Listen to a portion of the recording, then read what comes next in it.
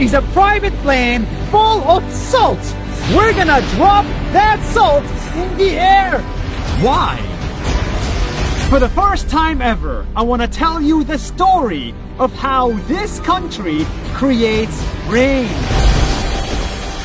Here in the United Arab Emirates, the weather is very dry, which means in the winter, weather is really nice. But it also means there is very little rain.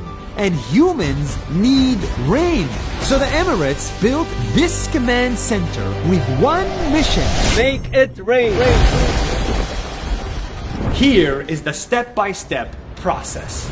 They monitor all the skies in the country in real time and look for tiny clouds. The minute they find a small cloud, they get excited because it has rain inside of it. Operation Research for? So they get a plane and a pilot, and they put 48 kilograms of a special type of salt inside that plane. Why? Because salt attracts water. We developed this nano-enhanced salt. It's 3 times better than normal salt. This is the first time they're opening this salt packet. Usually, this only opens up in the air. But now you're going to see what's inside of it. These salt molecules attract water particles and make clouds heavier and heavier until they rain. So, these tiny planes go up to the skies and drop salt right under the clouds. Check this out. And this process results in rain.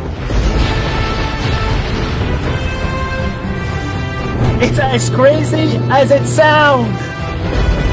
So this is actually a natural phenomenon. It happens in the nature by itself. So we are just making it better and faster. And sometimes they don't even need to send a plane.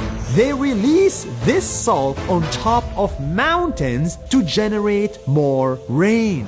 This is a real program with tens of researchers and pilots working full-time to make more rain in the country. It's called cloud seeding. But here is the truth. Despite all of this, we still cannot control the rain 100%. We cannot control where the cloud will go or where it will rain.